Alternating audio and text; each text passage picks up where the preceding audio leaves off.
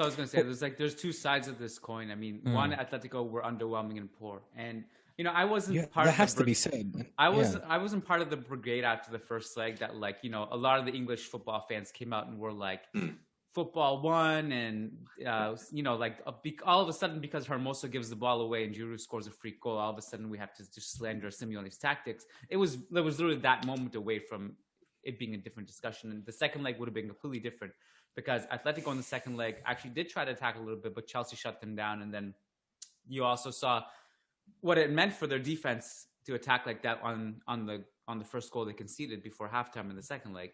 But Chelsea were amazing too. Like Chelsea, I was really, really impressed with Chelsea. And that's why I was surprised when we were doing the whole discussion of who do you want to avoid in the quarterfinals. Chelsea wasn't really in that list. And I think they put some respect on their name. They were fantastic against Atletico. And I'm sure he's public enemy number one for Atletico fans right now. But Rudiger, man, was, as much as he got under the skin of everyone, like there was that moment where obviously there was a whole penalty things and then drawing the savage red card.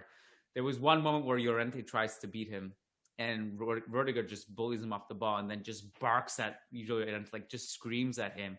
And he was getting under everybody's skin. He was getting under my skin in front of the TV. I was like, man, this guy's freaking annoying, but he's good. He's really good. Him and Zuma had great performances. Kiyan Colchonero coming out.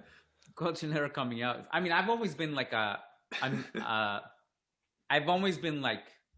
supportive of Atletico doing well in the Champions League. I've never really as of Barca. That's not condescending at all. That's. No, it's not. It's flattering. You should be flattered.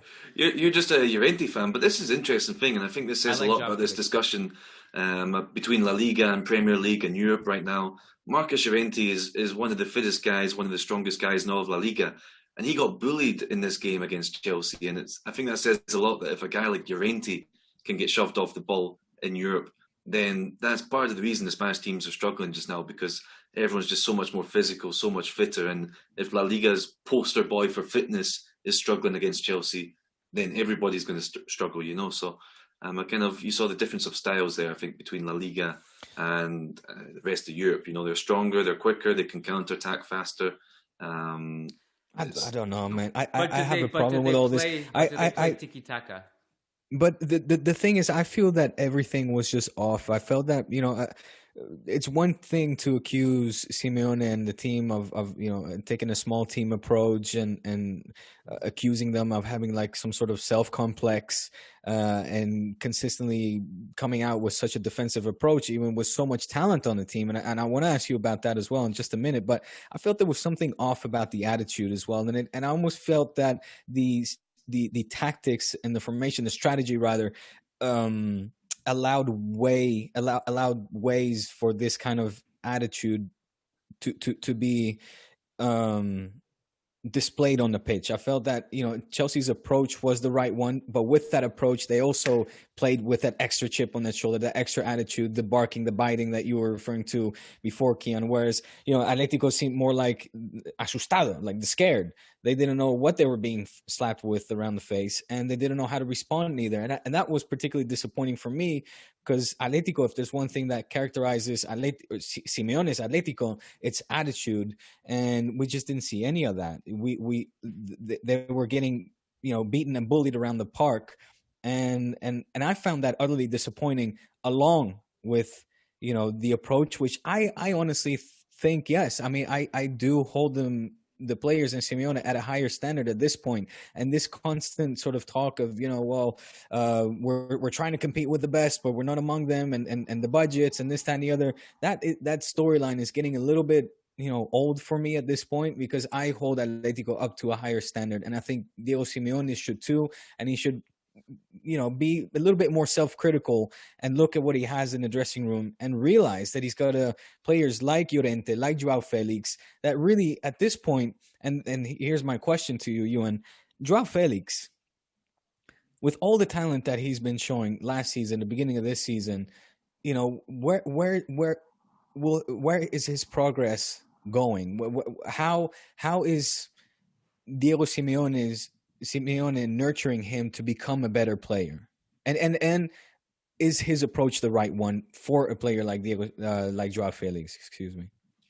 Yeah, I mean, the approach is tough love. That's been the approach, the way he's talked about him in press conferences, the way he subs him off if he's not performing well. It's tough love.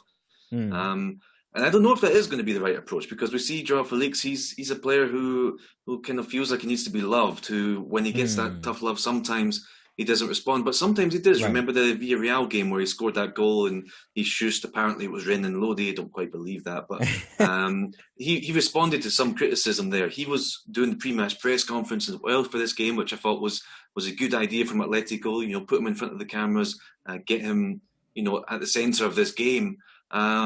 And actually, I thought Joao Felix was pretty good in this game. Simeone said afterwards it's one of his best performances. He didn't score a hat-trick or 2 goals like Mbappe and Haaland, but that doesn't mean it still wasn't a good performance. He was the only one making some things happen. So I think his progress is interesting, but it goes back to the thing of, it does go back to the budgets. I know you say it's an old story, Diego, but I mean, so's the Bible. It's lasted like 2,000 years. Old stories can last. Old stories, if they remain valid, and if repeated enough, they become the truth as well. Yeah, a bit like the Bible.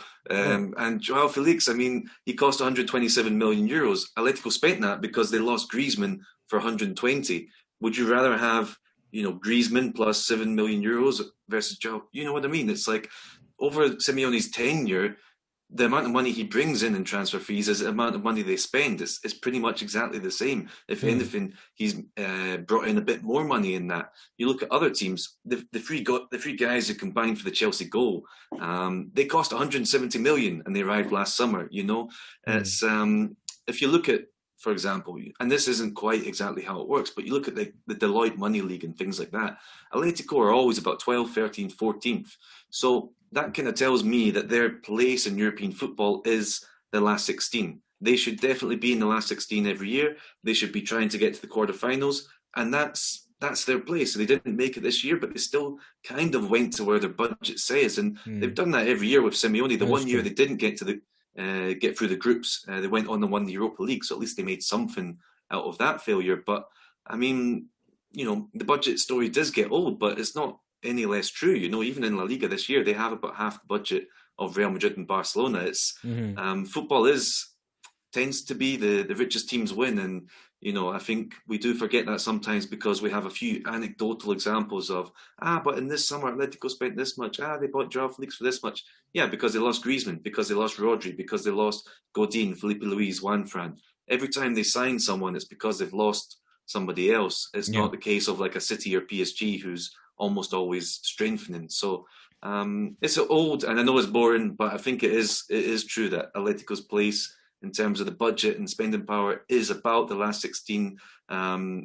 Hopefully, in a good year, getting to the quarterfinals, and if you can go further, then great. Then that's a plus. For me, I think flip that discussion to you in 1 second. Like separate the budget, for example, because I'm not too worried about Joao Felix. I think he's great. Like you said, I thought to me he was the only player in this game capable of doing anything, or at least that was showing anything, and that worried me a little bit for Atletico because he doesn't really. Joao Felix is not the type of player who will go 90 minutes of just full throttle, pedal to the metal. And I just worried that he would burn out. Then they would really have no one to break down Chelsea. But he was doing things. He wasn't shy. He was dealing with the pressure well. He was doing things in transition. He was making the right passes. He was by himself. More concerning to me was, like, what were Koke and Saul doing in this game? They're the ones who are supposed to be the leaders. They're the older figures.